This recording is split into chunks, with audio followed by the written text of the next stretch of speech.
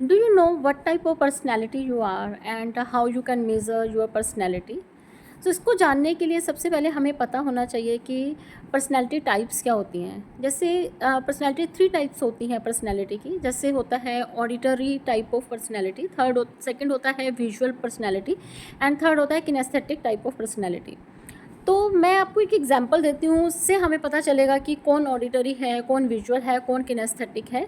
जैसे आपने देखा होगा कई बार कुछ बच्चे जब स्टडी करते हैं तो वो बोल बोल कर चीज़ों को लर्न करते हैं, और जब तक वो बोलते नहीं हैं उनको चीज़ें समझ में नहीं आती हैं। और कुछ बच्चे होते हैं जो चुपचाप मन में पढ़ते रहते हैं, उनका पता भी नहीं चलता है कि वो स्टडी कर रहे हैं।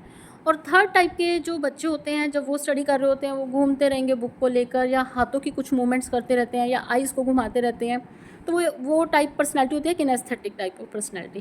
बिकॉज उन्हें चीज़ें तभी समझ में आती हैं जब वो कुछ मोमेंट्स, कुछ ना कुछ चीज़ों को फील करके तब वो किसी चीज़ को ईज़िली समझ पाते हैं। Same thing with us. जैसे मान लो हम किसी की पर्सनैलिटी को हमने पता करना है कि किस टाइप ऑफ पर्सनैलिटी है।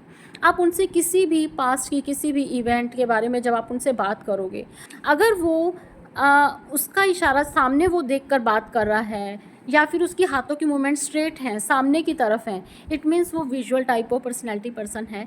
और जो लोग नीचे देख कर बात करते हैं वो किनेस्थेटिक टाइप ऑफ पर्सनैलिटी होते हैं। यानी कुछ जो ऑडिटरी पर्सनैलिटी होंगी, वो जो ऑडिटरी टाइप ऑफ पर्सनैलिटी होंगी, उनको चीज़ों को सुन के समझ में आता है। जब उनके सामने किसी चीज़ को बोला जाता है उनको चीज़ें तब समझ में आती हैं। जो विजुअल टाइप ऑफ पर्सनैलिटी होती है उनको पिक्चर्स के थ्रू वो चीज़ों को जल्दी समझते हैं। तो उनको किसी भी चीज़ को समझाने के लिए जब आप उनको पिक्स के द्वारा, किसी इमेजेस के द्वारा जब हम उनको समझाते हैं तो उनको जल्दी से ईजिली चीज़ें समझ में आती हैं। थर्ड टाइप होती है किनेस्थेटिक। वो चीज़ों को फील करते हैं वहाँ का। जैसे मान लो हम किसी को बोलते हैं कि आप अच्छा गोवा गए थे तो आपको वहाँ कैसा लगा। जब वो kinaesthetic type of personality person होगा, वो ये नहीं बताएगा कि मैंने वहाँ ये सुना या मैंने वहाँ वो देखा।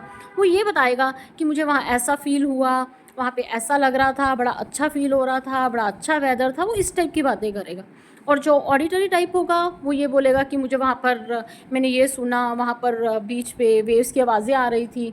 और जो विजुअल होगा वो कहेगा मुझे वहाँ पर बीचेस में वेव्स दिख रही थी, यू नो। तो और कभी भी हम ये नहीं कह सकते हैं कि फुली 100% एक पर्सन ऑडिटर टाइप होता है या फिर विजुअल टाइप ऑफ पर्सनैलिटी। तो मिक्सचर्स होते हैं। कभी कभी होता है कि ऑडिटरी और विजुअल 2 टाइप मिक्स होकर एक बंदे की पर्सनैलिटी बनती है। कभी कभी होता है कि किनेस्थेटिक और विजुअल को मिक्स करके बनते हैं। तो दोनों का मिश्रण होता है, दोनों का मिक्स होकर एक पर्सनैलिटी में होता है। हम कभी 100% नहीं कह सकते कि ये बंदा ऑडिटरी है या ये बंदा विजुअल है। हाँ, वो जो रेशियो होता है, अगर वो ऑडिटरी टाइप है तो उसका जो है रेशियो ज़्यादा होगा।